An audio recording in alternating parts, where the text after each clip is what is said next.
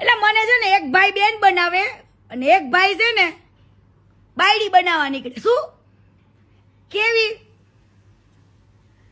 ઈ પોતે મેરીડ હતો, અત્યારે ભલે બીજા લગ્ન કર્યા હોય, એના બાપને કઈ ખબર નહીં હોય, કાંઈ નહીં, નાને ઠપકાર દીધો. ઈ કેમ લગ્ન કરે ને ઈ મારી પાસે આખી ડિટેલ્સ છે, ઈ હું તમને કહું.